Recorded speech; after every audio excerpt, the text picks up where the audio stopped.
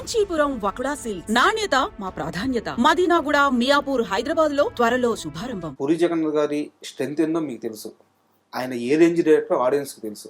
So అదంతా గత కొన్ని సినిమాల నుంచి చూసుకుంటే ఆయన గ్రాఫ్ పడిపోతూ వచ్చింది. నేను ఆయన పర్సనల్ లైఫ్ గురించి మాట్లాడట్లేదు, ప్రొఫెషనల్ లైఫ్ గురించే మాట్లాడుతున్నాను. ఇప్పుడు ఆయన ఉన్న సిచ్యువేషన్ నుంచి మళ్ళీ బౌన్స్ బ్యాక్ అయ్యి ఇదిరా పూరి సినిమా అనే స్థాయి సినిమా మళ్ళీ తీయగలరంటారు. ఇప్పుడు ఒక తెలుగులో సామెత ఉంది, జుట్టునమ్మ ఏ ముడైనా వేస్తుందని. సో మనలో ఒక క్రియేటివిటీ టాలెంట్ ఉంటే ఏమైనా చేయొచ్చు. అంటే జగన్ గారి స్ట్రెంగ్త్ ఏంటి అంటే చాలా ఫాస్ట్ షార్ప్ డెసిషన్స్ తీసుకుంటాడు ఆయన డైలాగ్స్, ఒక క్యారెక్టరైజేషను, దాన్ని బాగా క్రియేట్ చేయగలరు. అది ఆయన స్ట్రెంగ్త్. ఆయన స్ట్రెంగ్త్లో ఏంటి అంటే కథ ఎంత ఫాస్ట్గా వేస్తారో కొన్ని చోట్ల ఆయన కాంప్రమైజ్ అయిపోతాడు. త్వరగా రౌండప్ చేసేద్దాం ఈ కథని అనేది. ముఖ్యంగా క్లైమాక్స్ దగ్గర కొన్ని సినిమాలు ఆయన వీక్ అవుతూ ఉంటారు, మీరు ఆ సినిమాలు అబ్జర్వ్ చేయండి. తర్వాత ఏంటంటే మేకింగ్లో కూడా ఇది ఓకే అనుకుంటారు తప్పితే ఇప్పుడున్న స్టాండర్డ్స్కి ఆడియన్స్కి అలా నచ్చట్లా. మీరు ఒక షార్ట్ గంటలో తీశారో 100 రోజుల్లో తీశారో ఆడియన్స్ తెలియకపోవచ్చు, కానీ దాని తాలూకు ఇంపాక్ట్ తెలియాలి. అంటే ఫాస్ట్గా కట్ అవ్వకూడదు, కొన్ని ఎమోషన్స్ స్టే అవ్వాలి. ఇది నేను ఒక వీడియోలో కూడా జగన్ గారికి చెప్పాను. జగన్ గారు మీరు నా మనసులో తెలిసి కరెక్ట్గా చెప్పారని ఆయన ఫోన్ చేసి చాలాసేపు మాట్లాడారు ఆయన. సో ఆయనలో ఆ రైటింగ్ టాలెంట్, క్రియేటివిటీ ఉంది. పైగా ఆయన ప్రొడ్యూసరు, ఆయన ఎవరితో అయినా సినిమాలు చేయగలరు. సో అందువల్ల ఆయన కమ్బ్యాక్ అయినా బౌన్స్ బ్యాక్ అయినా కూడా ఆశ్చర్యపోవడం అవసరం లేదు, ఆయనకు స్ట్రెంగ్త్ ఉంది. బట్ తాను మార్చుకోవాలి. కొంచెం ఓపిక్గా ఆయన ఏమంటారు స్క్రిప్టింగ్ మీద టైం వెచ్చించి, మేకింగ్ మీద టైం వెచ్చిస్తే అది పెద్ద విషయం కాదు ఆయనకి. తోటా ప్రసాద్ గారిని ఇంటర్వ్యూ చేస్తూ మెహర్ రమేష్ గారి ప్రస్తావన లేకుండా ఆ ఇంటర్వ్యూ పూర్తి చేయలేము. ఆయన దగ్గరికి వెళ్ళే ముందు ఆరెంజ్ సినిమా గురించి ఒక 2 ప్రశ్నలు సార్. ఓకే. ఆరెంజ్ సినిమాకి మీరు బొమ్మరేలు భాస్కర్ గారితో కలిసి వర్క్ చేశారు, నైట్ షిఫ్ట్స్ అన్ని. అవును. సో ఆ మూవీ అప్పుడు అంత ఫలితం ఇవ్వలేదు, కానీ ఆ ఇంపాక్ట్ ఇప్పటికీ అలాగే ఉంది. అవును. అయితే ఆ సినిమా వర్కింగ్ చేసేటప్పుడు మీరు కొంచెం ఇచ్చే సలహా కానీ, ఇది మరీ హార్డ్ హిట్టింగ్గా ఉంది ఆడియన్స్కి, మరీ పచ్చి నిజం చెప్పేస్తున్నావు, కాస్త చూసుకో, ఇలాంటి అలర్ట్ ఏమన్నా ఇచ్చారా? నేను ఎదురుగా ఒక ఇంటర్వ్యూ చెప్పినట్టే ఆరెంజ్ పరుగు తర్వాత బొమ్మరేలు భాస్కర్ గారు చేద్దాం అనుకున్నారు. ఒక 20-25 మంది రైటర్స్తో కూర్చున్నాడంట ఆయన. నాకు ఆ విషయం తెలియదు. ఒకరోజు రామ్ చరణ్ గారు ఇంటికి పిలిపించి, ఇప్పటికి 25 మంది రైటర్లు వెళ్ళిపోయారు ప్రసాద్ గారు, మీరు ఆయనతో ట్రావెల్ అవ్వండి, కనెక్ట్ అయితే కంటిన్యూ చేయండి, లేకపోతే మాత్రం మీరు ఫీల్ అవ్వద్దని ముందే చెప్పాడు ఆయన. ఓకే, సరే ఓకే అండి అన్నాను. నేను భాస్కర్ గారిని కలిసిన తర్వాత ఆయన నాకు కనెక్ట్ అయ్యాడని నేను చెప్పిన పాయింట్స్తో అలా ట్రావెల్ అయ్యాను. ఒక 1.5 years ఆగాను. అంటే నేను 2008-9లోనే ఆయనతో ట్రావెల్ అయితే దాదాపు 1.5 year జరిగింది. 1.5 yearలో ఏంటి అంటే ఆయనకు ఒక సాటిస్ఫాక్షన్ ఉండదు. ప్రతిరోజు ఆయనకి పరగొడుకుందే ఉంటుంది. రాత్రి 2 గంటలకు 3 గంటలకి కడవలే కాపాడెత్తరే అని తల గోడకేసి కుట్టుకుంటూ ఉంటాడు ఆయన, భగవంతుడా కాపాడు అని. సీన్ ఏంటి మనం చెప్పాలి తాపత్రయపడుతూ ఉంటాడు ఆయన. విన్నాను సార్, షూట్కి వెళ్ళే ముందు దాకా కూడా సీన్ ఫైనల్. అంటే మార్నింగ్ 6 గంటలకి షూటింగ్, నేను నా హెల్త్ పాడయ్యాక డయాలసిస్ చేయించుకుని ఈ డిస్కషన్ కోసం అర్ధరాత్రి పెట్టుకునేవాడిని. ఒక 8 గంటలు నేను డయాలసిస్ వెళ్తే 4 hours ప్రాసెస్, 12 o'clock వెళ్ళి 12 నుంచి ఎర్లీ మార్నింగ్ వరకు వర్క్ చేసి అప్పుడు ఇంటికి వెళ్ళేవాడిని. నేను ఈయన కోసం డిస్కషన్ కోసం వెళ్ళేవాడిని. వెళ్తే అప్పుడు శివకుమార్ అని ఒక తమిళ రైటర్ ఉండేవాడు. ఆయన ఏమన్నామంటే, భాస్కర్ ఇది మన కథ కాదు. ఓకే. అంటే ఇప్పుడు ఏంటి మన కథ అనే డిస్కషన్ 3 గంటలకి 4 గంటలకి స్టార్ట్ అయ్యేది. తెల్లవారుజాము 6 గంటలకు ఒక సీన్ చేయాల్సి వస్తే ఇప్పుడు 3 గంటలు 4 గంటలు ఇలా మాట్లాడుతాయంటే నేను షాక్ అయ్యాను. 1-2 సార్లు ఆయనతో నేను చాలా తీవ్రంగా విభేదించిన సందర్భాలు ఉన్నాయి. అంటే ఏంటి అంటే, మీరు సినిమా చూశారు, చాలా కొత్త కాన్ఫ్లిక్ట్, బట్ ఏంటి అంటే ఒక ప్రేమ కథకు ఒక రౌండప్ ఉండాలి. ఇది వన్ సైడ్ అయిపోయింది. ఎంతసేపు రాము జానుని మెప్పించడం అయిపోయింది తప్పితే జాను రామ్ కోసం చేసింది ఏదీ లేదు. ఇది ఉండాలని నా ఆర్గ్యుమెంట్. బాంబే షెడ్యూల్ అప్పుడు కూడా రామ్ చరణ్ గారు నన్ను పక్క పిలిచి, ప్రసాద్ గారు ఏంటిది ఎంతసేపు వన్ సైడ్ అయినా సాక్రిఫైసింగ్, ఆ అమ్మాయి ఏమీ మారడం ఏమి ఉండదా అంటే నేను ఏవో చెప్పేవాడిని, రూమీ పోయిట్రీలు, మపాసా కథలు, ఈ ఇన్సిడెంట్ చెప్పేవాడిని. చరణ్ గారికి డౌట్ వచ్చింది ఈ క్లైమాక్స్ మీద ఆయనకు ఉంది. అంటే హీరో ఎంతసేపు వన్ సైడ్ ఆ అమ్మాయి కోసం గ్రాఫిటీ మానేస్తాడు, ఫ్రెండ్స్తో మాట్లాడడం మానేస్తాడు, ఫోన్లు మాట్లాడడం మానేస్తాడు, ఇన్ని చేస్తున్నాడు కదా. ఆ అమ్మాయి గురించి 1% కూడా మెట్టుద్ది కదా, ఆ అమ్మాయి ఏమీ చేయదా. అందువల్ల ఏంటి, ఆ అమ్మాయి వైపు నుంచి కూడా ఏదైనా ఉంటే ఆడియన్స్కి ఒక సాటిస్ఫాక్షన్ ఉండేది. అది లేకుండా పోయింది స్క్రిప్ట్లో. అది రామ్ చరణ్ గారు అంత డిస్కస్ చేసేవాడు, ఇదేదో చేయగలమా అంటే. నేను రూమీ పోయిటరీ చెబుతూ మపాసా కథలు కొన్ని ఉంటాయి, ఒక వైఫ్ అండ్ హస్బెండ్ ఒకరి కోసం ఒకరు సాక్రిఫైస్ చేయడం, ఇలా ఏదైనా చేద్దామని. ఇది నేను భాస్కర్ గారు చెప్తుండేవాడిని. తర్వాత ఏమైంది అంటే, నేను ఆస్ట్రేలియా అవుట్డోర్ షూటింగ్ నేను వెళ్ళలేకపోయాను.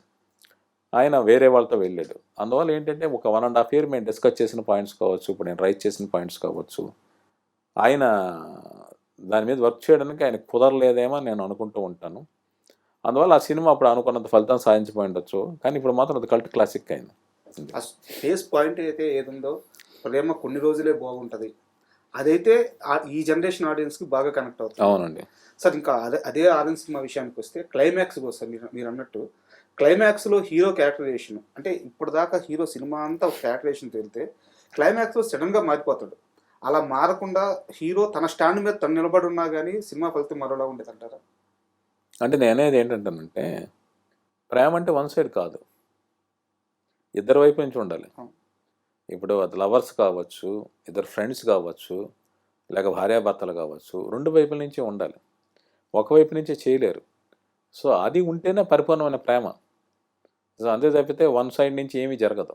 అది సార్. అదే ఆరెంజ్ సంబంధించి మరో క్వశ్చన్ సార్. సినిమా రిలీజ్ అయింది, ఫ్లాప్ అయింది, ఫైనాన్షియల్గా నాగబాబు గారు చాలా స్ట్రగుల్ అవుతున్నారు.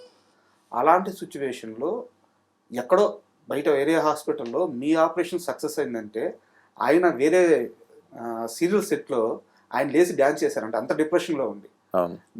మీ ఆపరేషన్ సక్సెస్ అయితే అంత డిప్రెషన్లో ఉండి ఆయన డ్యాన్స్ చేయడం ఏంటి? ఆ బాండింగ్ ఏంటి మీ ఇద్దరి మీద?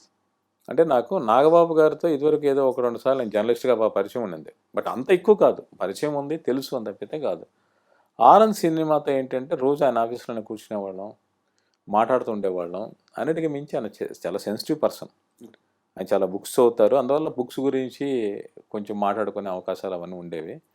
దాంతోపాటు ఆయన చాలా సెన్సిటివ్ పర్సన్, మనుషులు విపరీతంగా ప్రేమిస్తాడు, వాళ్ళ కోసం ఏమైనా చేయాలనుకుంటాడు. అందువల్ల నా హెల్త్ అప్సెట్ అయింది అనుకున్నప్పుడు ఆయన చాలా బాగా డిస్టర్బ్ అయ్యాడు. ఆయన తర్వాత ఆరెంజ్ సినిమా డిజాస్టర్తో ఆయన కొంచెం చాలా ఇబ్బందులు పడ్డాడు. ఆయన అవన్నీ దాటుకుంటూ వచ్చాడు.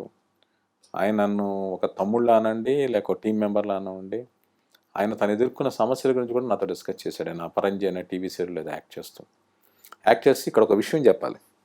ఆ సీరియల్ యాక్ట్ చేస్తున్నప్పుడు ఆయన ఫైనాన్షియల్ ప్రాబ్లమ్ నుంచి బయటపడడానికి పవన్ కళ్యాణ్ గారు ఒక సినిమా చేద్దాం అనుకున్నారు.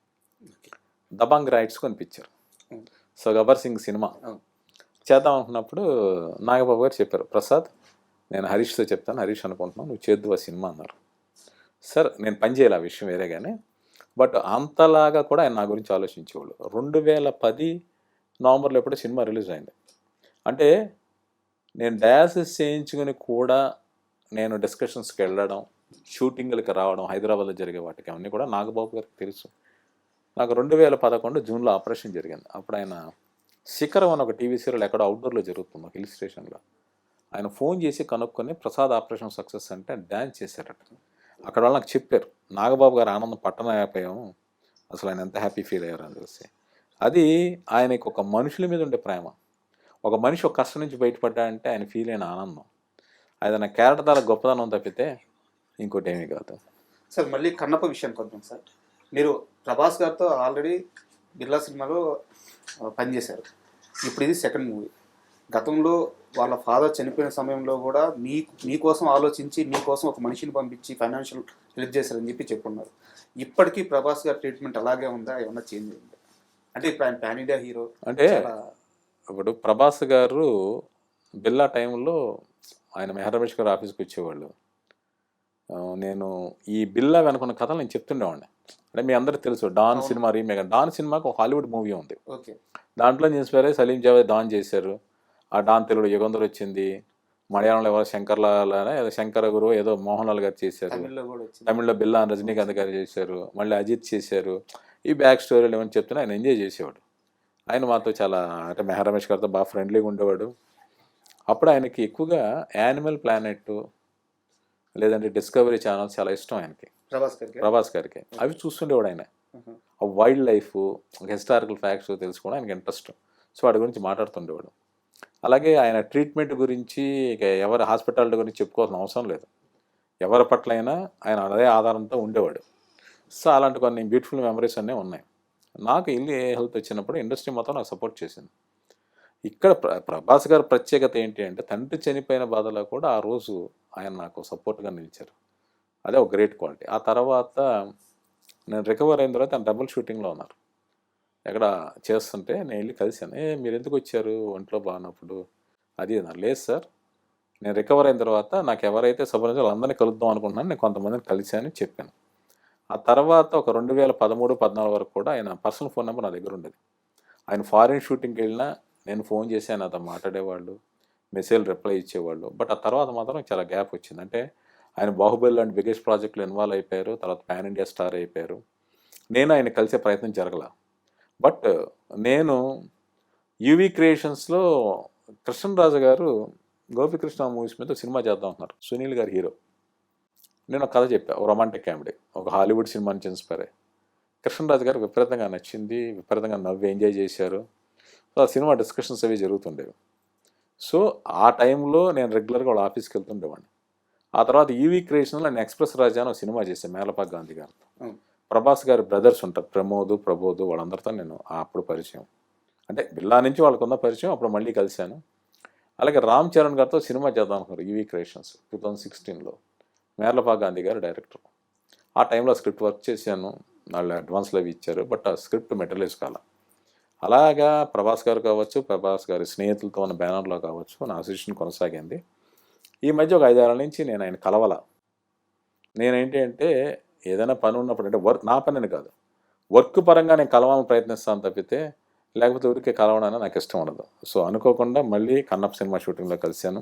ఎలా సార్ ఫస్ట్ మీటింగ్ ఆయన ఎలా రిసీవ్ చేస్తారు? లాస్ట్ ఇయర్ ఏప్రిల్లో నేను కలిసి, అప్పటికప్పుడు నేను మారిపోయాను. విషయం అలా ఆశ్చర్యంగా చూస్తున్నారు. అప్పుడు ఆయన రీకలెక్ట్ చేసి ఇప్పుడు ఎలా ఉన్నారు, ఏంటి హెల్త్ ఎలా ఉందని అడిగారు. ఆ రోజు విష్ణు గారికి, ప్రభాస్ గారికి మధ్య రామోజీ ఫిల్మ్ సిటీలో వర్క్ జరిగింది. ఇప్పుడు కలిసా, సో మాట్లాడా, ఆయన అన్నీ జాగ్రత్త అని చెప్పారు. అది